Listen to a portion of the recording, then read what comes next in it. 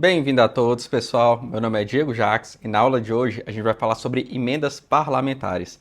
Mas antes de tudo, o que você pode fazer? Já dá aquele joinha e também se inscrever. Isso é muito importante para a gente continuar aqui o nosso projeto totalmente gratuito no YouTube. E também, pessoal, a gente está iniciando lá no Instagram. A gente tem outro tipo de conteúdo, a gente coloca questões. É muito interessante você seguir a gente por lá também. E agora, então, vamos falar das nossas emendas parlamentares. Aqui tem uma breve apresentação sobre mim, caso você queira saber mais, é só dar uma olhada no slide. Então, pessoal, agora a gente vai falar das emendas parlamentares. Antes da gente entrar especificamente em cada uma das emendas parlamentares e os tipos dela, a gente vai falar de algumas limitações constitucionais que a gente fala que são as cláusulas pétreas para você fazer a emenda na lei orçamentária anual.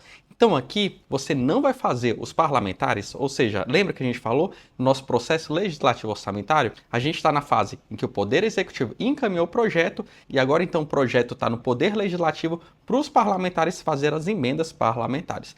Então vamos lá, pessoal. Quais são então essas limitações constitucionais para fazer essas emendas parlamentares? Aqui a gente fala que as emendas somente serão aprovadas caso sejam compatíveis com o quê? Com o PPA, tá vendo aqui, ó, tanto o PPA quanto na LDO. Então aqui, e olha só, é E, não é OU. Então, para você fazer uma emenda parlamentar, lembra daquela parte da hierarquia das normas de planejamento? Primeiro a gente tem o nosso plano plurianual, depois a gente tem a lei de diretrizes orçamentárias e por último a lei orçamentária anual. E a gente verificou que a lei orçamentária anual ela deve obediência tanto à LDO quanto ao PPA e a nossa LDO ela deve obediência ao nosso plano plurianual. Então a primeira questão que a gente tem de observar aqui é que as nossas emendas na nossa lei orçamentária anual ela tem que ser compatível tanto o nosso plano plurianual quanto também a nossa lei de diretrizes orçamentárias. E aqui, pessoal, preste bastante atenção. Para eu fazer essas emendas na minha lei orçamentária anual, eu vou ter que fazer o quê? Indicar o recurso necessário, admitindo apenas o que? Os provenientes de anulação de despesas, excluídas as que incidam sobre. Então vamos lá, pessoal, chegou a minha lei orçamentária anual, vamos supor, chegou aqui com uma receita de 10 e uma despesa de também 10. Então o que vai acontecer? Eu vou fazer o quê? Eu vou ter que anular uma dessas despesas que vieram aqui na nossa lei orçamentária anual. Então, eu vou ter que cancelar de algum lugar para suplementar em outro. Então, somente vai poder fazer então essa emenda parlamentar se eu falar o quê? Ou indicar de onde é que vai vir esses recursos. E esses recursos vão ter que ser provenientes de o quê? De anulação de alguma despesa já existente. E agora então pergunto para vocês, você acha então que o parlamentar ele vai poder tirar essa despesa de qualquer lugar? Ou tem algumas despesas que elas têm que ser o quê? Protegidas para o parlamentar ele não poder retirar de lá? Eu respondo para vocês que tem sim despesas que você não pode tirar de forma alguma. Exatamente aquilo que a Constituição está falando. Olha só, pessoal. Então, quando você passar no seu concurso público, imagine então ter lá a dotação para um ministério que você realizou o concurso público e está lá trabalhando. Imagina o parlamentar vir e falar o seguinte, olha, eu vou tirar a dotação de pessoal desse ministério e vou fazer uma emenda parlamentar. Não pode, porque olha só, tudo que envolver pessoal e encargos sociais, o parlamentar ele não vai poder cancelar essa despesa para colocar em outro local. Além disso, todo o serviço da dívida. Então, pessoal, dívida, e a gente também tem as transferências tributárias constitucionais para estados, municípios ou Distrito Federal. Então, o que acontece aqui? Tem uma parte, principalmente dos impostos federais, que a gente verifica, por exemplo, a gente tem o IPI, o Imposto de Renda, uma parte disso vai tanto para o Estado quanto para municípios e também para o Distrito Federal. Então essa parte, que é a obrigação constitucional, está lá essa repartição tributária dentro do nosso texto constitucional. Falando, olha, uma parte desses impostos tem de ir obrigatoriamente para Estado, Distrito Federal e municípios. Então aqui o parlamentar ele não vai poder retirar dessas despesas para colocar em outras. Então aqui a Constituição Federal veda expressamente essa retirada de despesas. E como vocês podem ter observado aqui, só são essas 3 exceções constitucionais. E aqui você não observou o quê? Principalmente educação, saúde, mobilidade, que são despesas extremamente importantes, mas não foram expressamente ressalvadas aqui pelo nosso texto constitucional. Então não tem problema nenhum, a princípio, pelo texto constitucional, você tirar, principalmente da área de educação e saúde, fazer esse cancelamento e suplementar, e fazer então essas emendas parlamentares em algum outro local. E agora a gente vai para o terceiro requisito, lembrando que esses requisitos são cumulativos. Então a gente viu o primeiro requisito, que essas emendas têm que ser compatíveis tanto com o PPA quanto com a LDO. Depois a gente verificou que para o parlamentar fazer essa emenda parlamentar, ele vai ter que arrumar a fonte de algum lugar e ele só vai arrumar essa fonte cancelando de algum local já existente, principalmente tendo essas ressalvas aqui, ele não pode tirar pessoal, dívida e essas transferências constitucionais. E agora o terceiro requisito cumulativo, porque essas emendas agora, elas têm que estar vinculadas ao quê? Erros ou omissões, ou então com dispositivos do texto do nosso projeto de lei orçamentária anual. Então aqui, pessoal, lembra que eu falei principalmente ali da educação e da saúde?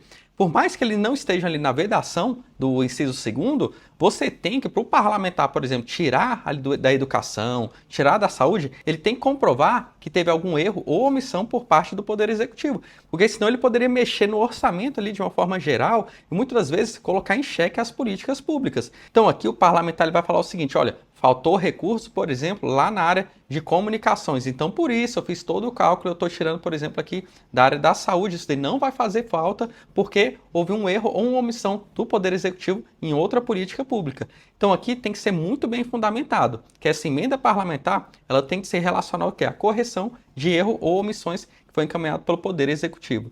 E, por último, aqui nessa linha B, o que acontece? A nossa lei orçamentária anual, ela tem uma parte textual, então a gente pode falar o seguinte, ó, aqui a nossa LOA, ela tem um texto. Essa parte textual da LOA, ela é bem parecida com as leis que a gente observa hoje em dia, quando você pega ali o Código Civil, o Código de Processo Civil, enfim, a 4320, a Constituição Federal, artigo embaixo ali, né, inciso, a linha, igual a gente está vendo aqui nesse exemplo. Mas também a nossa lei orçamentária anual, ela tem muita parte também dos anexos, né, que são os quadros de forma geral. Então aqui normalmente todas essas programações, os valores estão aqui dentro desses anexos. E já no texto, você tem ali uma parte falando como é que eu vou fazer meus créditos suplementares, que depois a gente vai ver mais futuramente. A gente vai falar, por exemplo, como é que é composta a minha lei orçamentária anual, os orçamentos fiscal, da Seguridade, dos investimentos. Então tem todo um panorama nessa parte textual da nossa lei orçamentária anual. Então aqui, nessa questão textual, ela é um pouco mais livre, que os parlamentares então conseguem fazer essas correções, né, do dispositivo desse texto do projeto de lei. Já essas correções, principalmente dos erros e omissões, vai estar mais nessa questão aqui dos anexos das programações orçamentárias. E aqui a gente fala, pessoal, tudo que a gente verificou aqui, que são as obrigações constitucionais dos parlamentares e também essas vedações constitucionais onde é que ele não pode retirar o recurso, então isso a gente fala que são as chamadas cláusulas pétreas orçamentárias. E também a Lei 4.320, ela fala expressamente que não se admitirão emendas ao projeto de lei de orçamento que visem a conceder dotação para instalação ou funcionamento de serviço que não esteja anteriormente criado. E o que quer dizer essa parte da nossa Lei 4.320? Olha só, se o Poder Executivo, que é quem vai executar as políticas públicas, se ele ainda não criou determinado serviço, você não pode, por meio de uma lei orçamentária anual, por meio de uma emenda, você obrigar o Poder Executivo a prestar esse tipo de serviço. Como exemplo, a gente pode falar da seguinte forma. Normalmente o Poder Executivo já instalou o serviço de transporte público urbano de ônibus. Vamos supor que agora vem uma emenda parlamentar fazendo ali o remanejamento e criando o serviço público, por exemplo, de Uber, dando Uber de graça para todo mundo. O Poder Executivo ele não faz esse tipo de serviço. Então não vai ser aqui uma emenda parlamentar que vai obrigar o Poder Executivo a fornecer um serviço que não é prestado rotineiramente por ele. Então é exatamente isso que fala esse nosso artigo. Não se admitirão emendas ao projeto de lei de orçamento que visem a conceder dotação para instalação ou funcionamento de serviço que ainda não esteja criado, ou seja, não foi criado anteriormente. Então você não pode obrigar, por meio dessa emenda parlamentar, ao Poder Executivo instalar determinado tipo de serviço. E agora então, pessoal, vamos fazer algumas questões. De acordo com a Constituição Federal de 1988, as emendas ao projeto de lei do orçamento anual ou aos projetos que o modifiquem somente podem ser aprovadas caso sejam compatíveis com o plano plurianual somente. E aí o item está certo, está errado, o item está errado. Por quê? Porque além de estar com PPA, ele também tem que estar compatível com a nossa lei de diretrizes orçamentárias. As emendas ao projeto de LOA ou aos projetos que o alterem podem ser aprovados caso anulem dotação com gastos de pessoal e encargos, serviços da dívida e transferências tributárias intergovernamentais. O item está errado porque é exatamente o inverso. Você não pode anular essas dotações que foram mencionadas aqui. Pessoal, encargos sociais, serviço da dívida e também essas transferências tributárias intergovernamentais constitucionais obrigatórias. O Congresso Nacional poderá emendar o projeto de LOA, desde que a alteração seja compatível com o PPA e indique recursos necessários para tal, como, por exemplo, a anulação de despesas relativas aos serviços da dívida. E aí, pessoal, o item está certo ou está errado? O item está errado, né? Mais uma vez aqui, você não pode fazer nenhum tipo de emenda cancelando recursos da dívida. As emendas ao projeto de lei orçamentária anual ou aos projetos que o modifiquem podem ser aprovadas caso indiquem os recursos necessários, admitida apenas os provenientes de anulação de despesa e excluída as que incidam sobre dotações para pessoal e seus encargos, serviço da dívida e transferências tributárias constitucionais para estados, municípios e Distrito Federal. E aqui o item está certinho, né, pessoal? Exatamente a literalidade que a gente tem da Constituição Federal. Para ser aprovada, uma proposta de emenda ao orçamento deve atender a algumas regras, entre as quais se relacionar com a correção de erros ou omissões.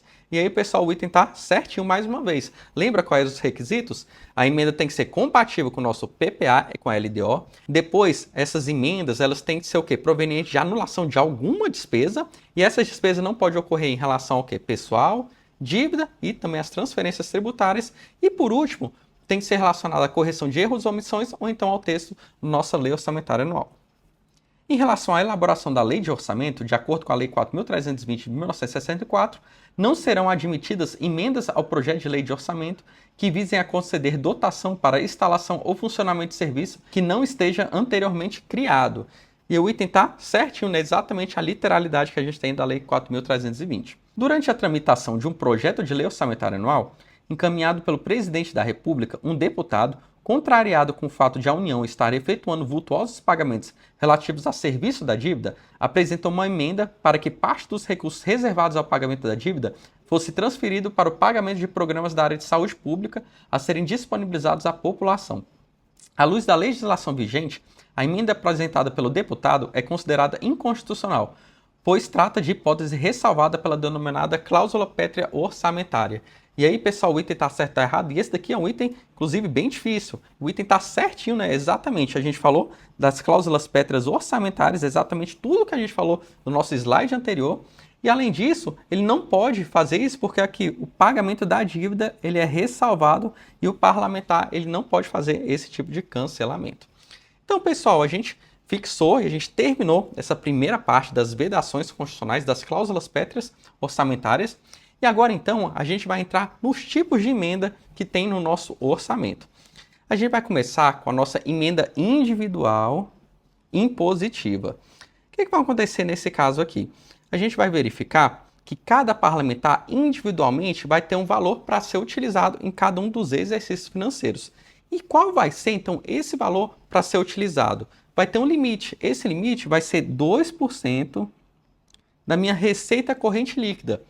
Aqui, então, a gente vai ver depois na aula de Lei de Responsabilidade Fiscal, se você já quiser ver, bem no card aqui, a gente vai demonstrar como é que calcula essa nossa receita corrente líquida. Então, a gente vai pegar essa nossa receita corrente bruta e vão ter algumas deduções e vai transformar na nossa receita corrente líquida. Então, essa vai ser a nossa base de cálculo para calcular qual vai ser o percentual dessas emendas individuais e impositivas que cada um dos parlamentares vão ter direito individualmente de fazer ali uma cota no orçamento público. E aqui esse limite vai ser de 2%. Esse valor aqui você tem que ir para a prova sabendo. Então, 2% da minha receita corrente líquida apurada vai ser utilizado para a nossa emenda parlamentar individual e impositiva. E qual vai ser essa base de cálculo da minha receita corrente líquida? Vai ser com base na minha RCL do exercício anterior ao do encaminhamento do projeto. Então vamos supor, pessoal, eu estou em 2025 no ano. Quer dizer, então, que eu estou elaborando o meu PELOA, o meu projeto de 2026. Ou seja, de 2025 já tem um orçamento já aprovado. Então, quer dizer que eu estou preparando o orçamento do ano que vem, para 2026. Então, nesse orçamento de 2026, eu vou ter como base as emendas parlamentares individuais e impositivas, com base no quê? Na minha RCL de 2024. Do ano anterior ao que é o do encaminhamento do meu projeto. Se eu estou em 2025, qual é o ano anterior? Que é o ano fechado, é 2024. Então, essa é a base que a gente tem da nossa receita corrente líquida. Fora isso, pessoal, metade desse valor aqui tem que ser disponibilizado para a saúde. Então, o que vai acontecer? Metade desse valor, dessas emendas parlamentares, Então, você vai ter metade para a saúde e o restante, o parlamentar, ele pode colocar de acordo ali com a sua preferência. E aqui, só a título de exemplo, qual foi o valor efetivamente disponibilizado para os parlamentares em 2024? Foi disponibilizado 25 bilhões. E desse valor aqui, dos 2% da RCL, 1,55 fica para os deputados e 0,45 fica para os senadores. Isso daí representou para cada senador cerca de 70 milhões que ele pode colocar dentro dessa lei orçamentária anual de 2024 e quase 40 milhões para cada um dos deputados. Então, por exemplo, se fosse de uma forma uniforme, né, em todo ano, a gente sabe que, na verdade, tende a aumentar esse valor da receita corrente líquida.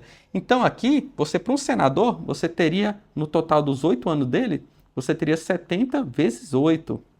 Que seria, então, o montante que ele teria de emenda parlamentar. Isso daí daria o quê? 560 milhões que ele tem durante o mandato dele.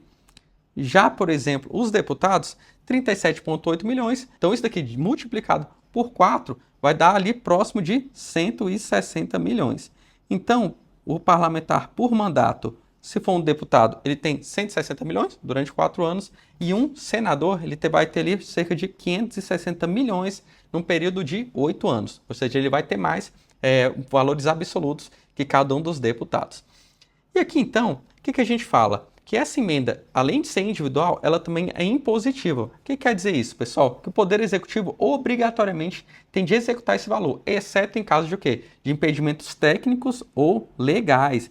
Então, por exemplo, se o parlamentar, o senador, o deputado, ele colocou o recurso ali para fazer uma transferência, para fazer, por exemplo, determinada questão na área de saúde, educação, o Poder Executivo, obrigatoriamente, como é o fato de uma emenda impositiva, ele tem que executar essa programação, a não ser no caso de quê? De impedimentos técnicos e legais.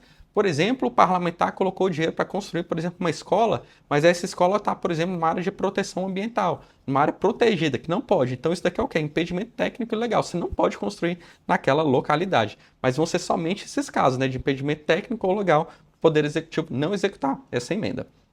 Agora, então, vamos para algumas questões. O instrumento das emendas impositivas promoveu ampliação do poder dos parlamentares sobre a ótica da execução dos recursos orçamentários. E aí o item tá certo, tá errado, tá certinho, né? Antes, o que acontecia? As emendas parlamentares, elas não eram de execução obrigatória, eram de execução facultativa. Então, com isso, você ampliou o poder dos parlamentares. Agora, então, o que o parlamentar colocou, o Poder Executivo ele não vai ter a discricionariedade de executar, ele vai ser obrigado a executar. As emendas parlamentares impositivas têm caráter absoluto, não sendo admitidas exceção ao cumprimento das programações financeiras nelas previstas. E aí o item está certo, está errado? O item está errado. Lembra que a gente falou? Principalmente naqueles impedimentos de ordem técnica ou então de ordem legal. As emendas parlamentares individuais apresentadas ao projeto de lei orçamentária anual pela LUA serão aprovadas no percentual de 2% da RCL do exercício anterior ao do encaminhamento do projeto, sendo 50% destinados a ações e serviços públicos de saúde. E o item está certo, está errado? O item está certinho, né? Exatamente o resumo que a gente viu no slide anterior. Atualmente, por força do orçamento impositivo, observadas as ressalvas da lei, o Poder Executivo é obrigado a executar a programação das emendas individuais dos parlamentares encartadas na peça orçamentária da União. E aí, pessoal, o item está certo ou errado? O item está certinho, né? Mais uma vez. Tendo em vista o regramento vigente para aprovação e execução de emendas parlamentares individuais ao projeto de lei orçamentária anual pela LOA da União, a partir das análises dos dados, é correto afirmar que o limite de aprovação dessas emendas tem base na RCL do exercício anterior ao do encaminhamento do projeto. E aí o item, mais uma vez, está certinho também. Um outro ponto também, que gera muita dúvida, diz respeito àquelas cláusulas pétreas orçamentárias. Lembra que eu falei para vocês que o Poder Legislativo ele tinha que cancelar de algum lugar e não podia ser de pessoal, de dívida, aquelas transferências constitucionais? Então, o que vai acontecer? Quando sair o projeto do Poder Executivo, ele já vai deixar aqueles 2% reservados. Vai estar lá na nossa reserva de contingência. Reserva de contingência. O que vai acontecer? Vai ficar lá, esse valor, esses 2%, ele vai ficar ali reservado na reserva de contingência. Então, o parlamentar, ele não vai precisar cancelar de saúde, educação, porque esses 2% aqui, dessas emendas individuais, já vão estar ali praticamente reservadas para eles. Então, o que vai acontecer? Você vai tirar esse valor aqui da reserva de contingência, vai anular dessa reserva de contingência, vai suplementar nos programas de trabalho que o parlamentar quiser. Como, por exemplo, principalmente a gente falou, 50% tem que ir para saúde e o restante de acordo com a preferência do parlamentar. E ainda, continuando essa emenda individual impositiva, ela é uma das mais importantes e que despenca na sua prova. Vocês já ouviram falar em transferência especial ou então a emenda PIX? Essa emenda PIX está toda hora praticamente nos noticiários. Aqui é uma forma dos parlamentares alocar recursos a Estado, Distrito Federal ou a municípios. Então vamos supor, o que eu posso fazer? O parlamentar, essa emenda individual impositiva, ele pode colocar um recurso para a própria União executar. Então, por exemplo, ele vai colocar lá no Ministério das Cidades, no Ministério dos Transportes, para fazer, por exemplo, uma infraestrutura em determinada região do Brasil. Então, e quem vai executar isso vai ser o próprio Ministério, a própria União.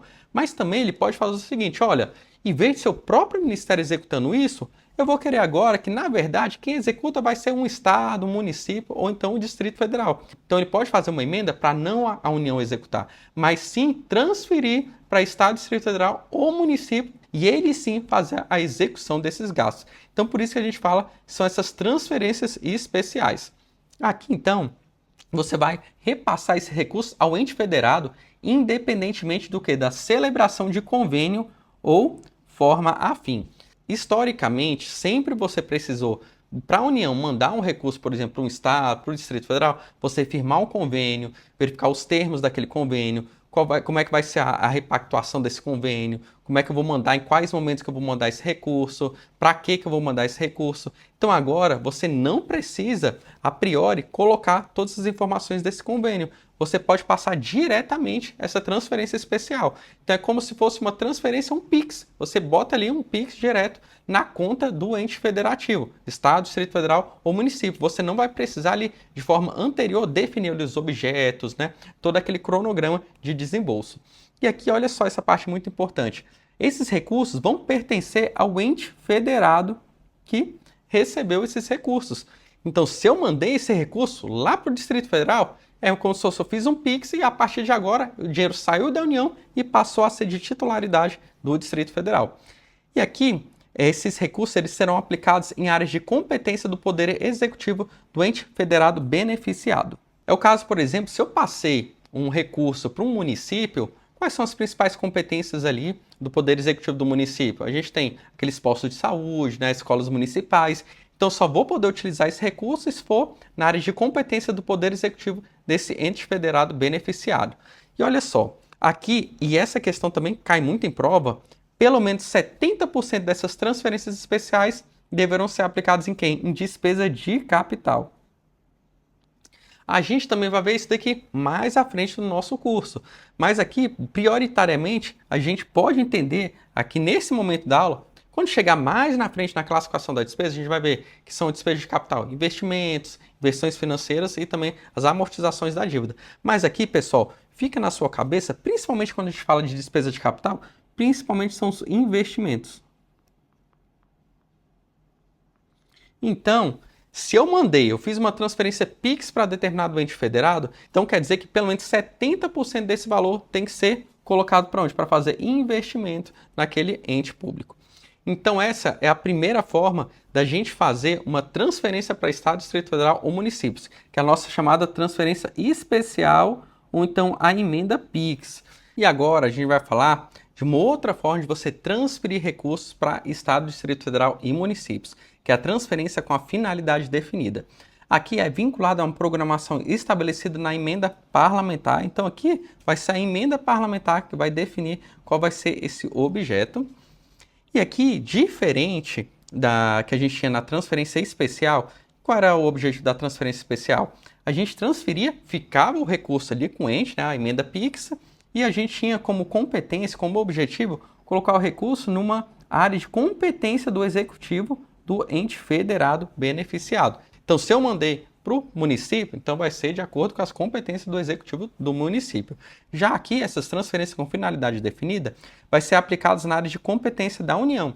Então, por exemplo, a União aqui ela quer fazer principalmente algo vinculado ao Sistema Único de Saúde, mas ela quer a ajuda principalmente de estados e municípios.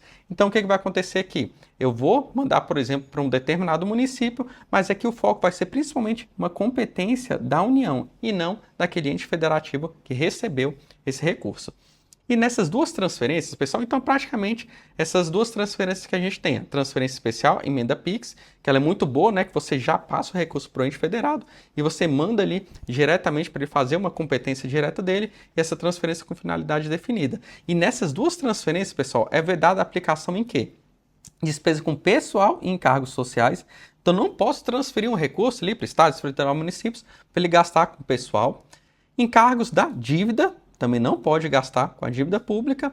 E, pessoal, esses recursos transferidos não integrarão a receita do Estado, do Distrito Federal e dos municípios para fim de repartição e para os limites de despesa com pessoal ativo, inativo e endividamento. Depois também a gente vai ver lá na aula da receita corrente líquida que esses recursos normalmente que eu peguei de transferência, ele pode ser utilizado para aumentar minha receita corrente líquida e com isso eu posso aumentar o meu gasto com o pessoal. Porque o meu gasto com o pessoal é com base nessa minha receita corrente líquida. O que ele está falando aqui? Que todos esses recursos aqui que o Estado recebeu com base nessa transferência especial ou transferência com finalidade definida, eu não posso utilizar para calcular, por exemplo, o meu limite tanto com pessoal, que é ativo, inativo, endividamento e também para esse fim de repartição. Então é praticamente isso que você tem que saber de emenda individual e impositiva. Então vamos fazer um breve resumo aqui para não ficar nenhum tipo de dúvida.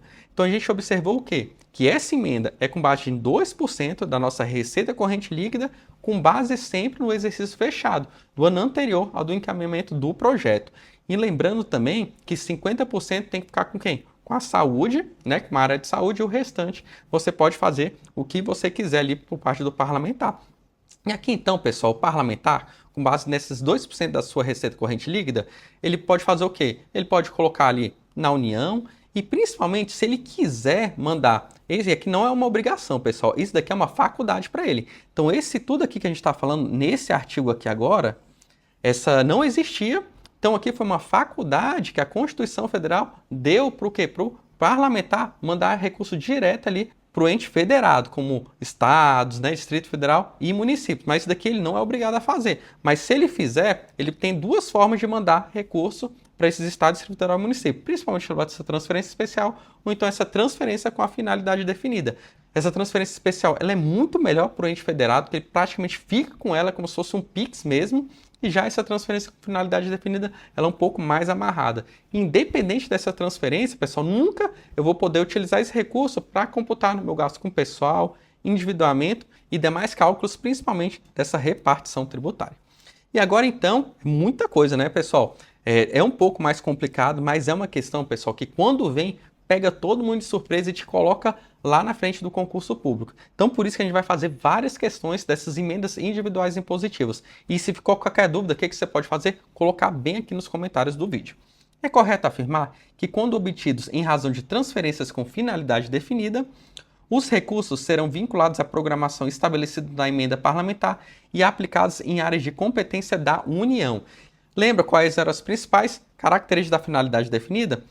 Vai estar tudo definido na nossa programação estabelecida onde na emenda parlamentar e a finalidade definida vai ser em área de competência da União também e não dos estados, Distrito Federal e município, diferente da transferência especial, que aí sim você vai estar vinculado a essas competências do Poder Executivo que recebeu.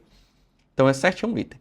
É correto afirmar que dos recursos provenientes das transferências especiais, pelo menos 75% deverão ser aplicados em despesas de custeio do ente beneficiado e para fins de pagamento dos encargos referentes ao serviço da dívida. Tá tudo errado aqui, né, pessoal? Lembra? 75% não tem nada de 75%. Era 70%, era para onde? Para despesa de capital, não era despesa de custeio. E você não pode também, de forma alguma, pagar o serviço da dívida. É correto afirmar que os recursos recebidos por transferência especial ou por transferência com finalidade definida são considerados na receita do ente federativo beneficiado para fins de cálculo dos limites de despesa com pessoal ativo e inativo. E aí, pessoal, o item está errado, né? Você não pode. Tudo que eu recebi, tanto por transferência especial quanto também por transferência com finalidade definida, você não pode utilizar para efeito de pessoal, você não pode utilizar efeito para transferências constitucionais e nem para endividamento. É correto afirmar que o ente federativo beneficiado pela transferência especial ou pela transferência com finalidade definida poderá optar pela aplicação dos recursos dela provenientes para pagamento dos encargos referentes ao serviço da dívida, quando o objetivo for a diminuição do saldo devedor. Nada a ver, né, pessoal? Não posso de jeito nenhum colocar aqui no pagamento da nossa dívida. É correto afirmar que os recursos obtidos por transferência com finalidade definida pertencerão ao Estado, ao município ou ao Distrito Federal e serão repassados diretamente ao ente beneficiado, ao qual passarão a pertencer no ato da efetiva transferência financeira. E aí ele trocou os conceitos, né? Isso daqui não é transferência com finalidade definida, isso daqui era o que? Transferência especial. Então, não pertence automaticamente a essa finalidade definida, só vai ser nossa transferência especial ou então nossa emenda PIX. É correto afirmar que, quando obtidos em razão de transferências com finalidade definida, os recursos serão vinculados à programação estabelecida na emenda parlamentar e aplicados em áreas de competência da União. Mais uma vez aqui o item está certinho. Pessoal, você está vendo que é praticamente um copia e cola e as bancas, independente de qual seja, está praticamente cobrando muito essa questão, tanto da transferência com finalidade definida, quanto também a transferência especial. Tratando-se de transferência com finalidade definida, será vedada a aplicação dos recursos na área de competência constitucional da União. Exatamente o contrário, né? O objetivo é competência constitucional da União e já a transferência especial é a competência constitucional do ente que recebe esse recurso. E agora, então, a gente vai para um outro tipo de emenda. A gente já falou da emenda individual impositiva e agora a gente vai para a emenda de bancada impositiva. Aqui é um valor destinado para os estados e também para o Distrito Federal. Essa indicação não é individual, mas do conjunto dos parlamentares da localidade.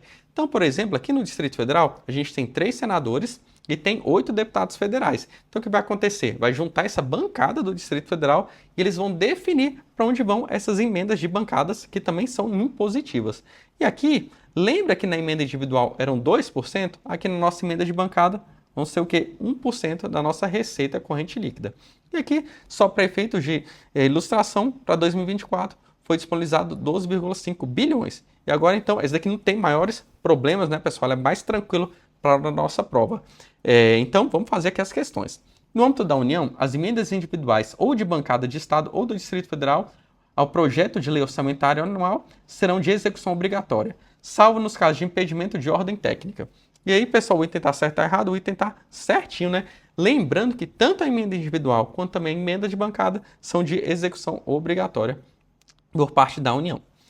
E agora, então, a gente vai continuar mais uma vez tratando das emendas do orçamento. Então, a gente já falou da emenda individual impositiva, emenda de bancada impositiva, e agora a gente vai falar de uma emenda que teve vários nomes, pessoal. Emenda de relator, emenda de comissão, orçamento secreto ou então RP9. Então, tudo isso daqui faz parte praticamente do mesmo tipo de emenda. Mas essa emenda aqui, pessoal, ela não está dentro da nossa Constituição. Ela não foi prevista. Diferente, por exemplo, quando a gente paga essa emenda individual e emenda de bancada, está lá na nossa Constituição Federal. Essa emenda aqui, ela não foi prevista na nossa Constituição Federal. Ela está principalmente dentro dos normativos do Congresso Nacional. Então, por isso que essa emenda foi declarada inconstitucional pelo STF, pois aqui, pessoal, você possibilitava negociações ocultas entre o Poder Executivo e o Legislativo, o que viola os princípios da isonomia. E essa justificativa aqui foi tirada exatamente lá dessa ação direta de inconstitucionalidade. O que acontecia muito aqui? Como não estava previsto nenhum normativo, só dentro do Congresso Nacional, então você tinha muitas essas questões de negociações. O parlamentar, o relator, colocava lá e muitas vezes proporcionava essas negociações entre o Poder Executivo e o Legislativo. Então, por isso, você feria ali os princípios da isonomia. Diferente, por exemplo, daquela emenda individual, cada parlamentar sabe quanto que vai ganhar, quanto que tem direito, a mesma coisa da emenda de bancada. Essa daqui você não tinha as regras claras, então por isso foi declarado inconstitucional. E além do exposto também, favorece a ocultação e identificação dos envolvidos. Então, enquanto a outra você tem praticamente ali quais são os parlamentares responsáveis, ou então a bancada, essa daqui você não tinha, ficava um pouco solto essa questão da transparência das emendas parlamentares. Então, com isso a gente vai então fazer algumas questões. As emendas RP9 ficaram conhecidas como orçamento secreto. Certo ou errado? Tá certinho, né? Praticamente que é um resumo do que a gente já falou. À luz da jurisprudência do STF, as emendas RP9 são inconstitucionais, pois elas possibilitam a efetivação de despesas resultantes de negociações ocultas entre o Executivo e sua base parlamentar de apoio no Legislativo, o que viola os princípios republicanos e da isonomia. E mais uma vez aqui o item está certinho. E por último, o chamado orçamento secreto, objeto da ADPF 850, pode ser definido como uma barganha política por meio do qual o executivo favorece a base parlamentar com a liberação de emendas orçamentárias, valendo-se de instrumentos de emendas do relator para ocultar a identificação dos envolvidos. E aí o item está certo ou errado? O item está certinho, né? Então, pessoal, basicamente isso que a gente tinha que ver sobre essas emendas de relator ou então esse orçamento secreto. Como eu falei antes, enquanto as demais emendas elas eram previstas na Constituição Federal, essa daqui era só prevista onde? Na parte lá do Congresso Nacional, dos normativos internos. E como ela era feita principalmente ali pelo relator, e você não sabia quais eram então as pessoas responsáveis por cada uma dessas indicações, você tinha então falta de transparência nessas indicações. Então isso daí muitas vezes gerava o quê? Falta de transparência. E essa questão da barganha política, muitas vezes ela podia ocorrer na questão, por exemplo, você colocava ali as emendas de relator e elas não eram de execução obrigatória. Então, muitas das vezes, para executar essas emendas parlamentares, muitas vezes poderia haver ali acordos do Poder Executivo e o Poder Legislativo para determinados projetos ou então para determinadas prioridades. Então, isso daí é fora do regramento constitucional. Então, por isso que foi declarado inconstitucional, dentre as várias razões dentro dessa ADPF 850. Então, foi isso que a gente falou das emendas parlamentares. É uma questão um pouco mais nova, um pouco mais recente e até por isso vem despencando na hora da sua prova. É uma questão um pouco mais conceitual, um pouco mais de procedimento, longe um pouco da nossa realidade, mas não deixe de estudar porque está despencando, como eu já falei, nas provas de concurso público. E se ficou qualquer dúvida, pessoal, não deixe de colocar bem aqui nos comentários. E eu te espero no próximo vídeo. Até lá!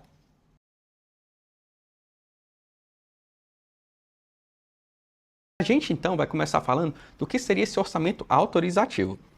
Aqui, embora o Poder Legislativo aprove a nossa lei orçamentária anual, a execução das despesas nela previstas pelo Poder Executivo não é obrigatória. Então aqui, lembra daquele ciclo orçamentário que o Poder Executivo elaborava a peça da lei orçamentária anual e ele encaminhava para onde? Para o Poder Legislativo aprovar aquela nossa peça orçamentária. Então, aqui no Poder Legislativo, você aprovava tanto aquelas despesas próprias do Poder Executivo, quanto também o Poder Legislativo ele podia o quê? Fazer as emendas parlamentares. Então, aqui, pelo orçamento autorizativo, tanto as programações do Poder Executivo, quanto também aquelas emendas parlamentares, o Poder Executivo não era obrigado o quê? A executar. Então, nesse caso aqui, a gente tinha o quê? Vamos colocar já o exemplo.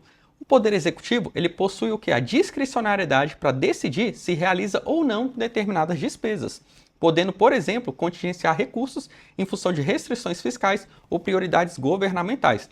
Então vamos supor que o Poder Executivo encaminhou uma dotação, por exemplo, para a construção de um hospital. Ele não é obrigado a executar esse investimento da construção do hospital. O que ele pode fazer? Tira esse dinheiro, por exemplo, do hospital e coloca, por exemplo, para construir uma escola, construir uma creche, enfim, ele não tem a obrigatoriedade de executar aquelas programações que foram aprovadas e autorizadas pelo Poder Legislativo. E aqui, pessoal, tradicionalmente, o nosso orçamento brasileiro sempre foi tido como o quê? Como autorizativo. Então, isso daqui é a nossa regra. Então, em regra e tradicionalmente, o nosso orçamento é o quê? Ele é autorizativo. E agora, então, vamos fazer uma questão. A corrente que defende o caráter autorizativo do orçamento considera que o Poder Legislativo autoriza as despesas, que podem ser realizadas pelos poderes da República. Assim, em regra, a lei orçamentária não impõe a execução integral das programações. Então, exatamente esse é o nosso conceito do orçamento autorizativo. O Poder Legislativo vai apenas o quê? Dar uma autorização de gasto para os demais poderes executar. E aqui inclui principalmente o Poder Executivo. Diferente do nosso orçamento autorizativo, que tradicionalmente foi o orçamento utilizado aqui no Brasil, a gente tem o orçamento que é impositivo. Que aqui ele fala o seguinte, que as despesas previstas na minha lei orçamentária devem ser executadas obrigatoriamente pelo Poder Executivo, salvo em caso de impedimento técnico ou legais devidamente justificados. E a gente acabou de ver uma questão de um orçamento impositivo, lembra de qual era? Das emendas parlamentares. Tanto as emendas parlamentares individuais, quanto mesmo as emendas parlamentares de bancada. O que a gente fala? Que no Brasil, a partir da emenda constitucional número 86 de 2015, iniciou-se um movimento em direção ao que? A uma consolidação do nosso orçamento impositivo aqui no Brasil. Primeiramente, em 2015, na época do governo ainda da Dilma Rousseff, você ouviu que a criação das emendas individuais de caráter impositivo. A gente sabe que atualmente é o de quanto? De 2%, mas lá naquele momento era 1,2% da nossa receita corrente líquida. Posteriormente, em 2019, você houve o que? A criação das emendas de bancada com caráter impositivo também, na faixa de 1%, que é o valor atual. E já em 2022, o que aconteceu? Houve a ampliação dessas emendas individuais de caráter impositivo e do montante atual de 2% da nossa receita corrente líquida. E em 2019 também, aqui eu tirei um pouco da cronologia, o que aconteceu? As despesas primárias discricionárias da União, em regra, também passaram a ser de execução obrigatória. E o que seriam essas despesas discricionárias? Elas são em contraponto às despesas obrigatórias. Então, a gente tem como despesa obrigatória, principalmente, pagamento da dívida, a gente tem, por exemplo, pagamento de servidor, isso é despesa obrigatória. Já aqui, ele falou que as despesas discricionárias, principalmente investimentos que você faz do Estado, por exemplo, construção de uma escola, construção de uma praça, construção de, por exemplo, um viaduto, uma ponte, essas despesas discricionárias, ou seja, que você tem a opção de executar ou não, elas passaram, em regra, a ser despesas também obrigatórias.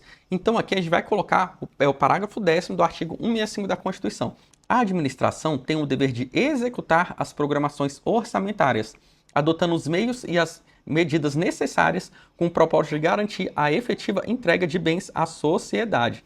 Mas só que esse artigo aqui não é absoluto. Ele fala o seguinte, ó, por mais que tenha uma obrigatoriedade de executar essas despesas primárias discricionárias, o Poder Executivo ele pode fazer o quê? Utilizar todos esses recursos para fonte para créditos adicionais. Além disso, lembra que a gente falou do resultado nominal, do resultado primário, principalmente ali das metas da LDO? Então a gente pode também contingenciar esses recursos caso você não faça o quê? Não tenha o atingimento das metas.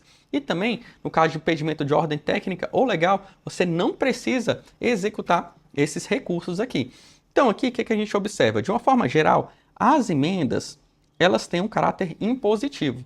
Mas aqui, essas despesas primárias discricionárias, apesar de elas terem ali, a princípio, uma obrigatoriedade na execução, mas aqui quando você vem para as exceções, você dá muita margem para o Poder Executivo tanto cancelar essas programações e colocar em outro lugar, quanto também, caso você não cumpra as metas fiscais, você faça o quê? Você consiga contingenciar e cancelar essas dotações. Fora também outras questões, por exemplo, de impedimento de ordem técnica e legal. E agora, então, a gente vai avançar um pouco mais e fazer algumas questões. A promulgação da Emenda Constitucional número 100, que alterou as normas de direito financeiro, tornou obrigatória a execução da programação orçamentária proveniente de emendas de bancada de parlamentares, consolidando o caráter autorizativo do orçamento. E aqui, pessoal, o item está certo ou está errado? O item está errado. A partir desse momento que a gente verificou tanto as emendas individuais, quanto de bancada, quanto também esse caráter geral que a gente verificou da emenda constitucional, a gente está mais indo na direção do que? Do orçamento impositivo e não do orçamento autorizativo. A corrente que defende o caráter impositivo do orçamento afirma que a lei orçamentária configura autêntica obrigação de gasto ao administrador público, não se admitindo surpresas na execução orçamentária. E aqui o item está certo ou errado? O item está certinho, né? Então, quando você coloca um caráter impositivo no orçamento, quer dizer, então, que você não vai ter surpresas ali por parte do Poder Executivo, que ele vai ser obrigado a executar essas dotações.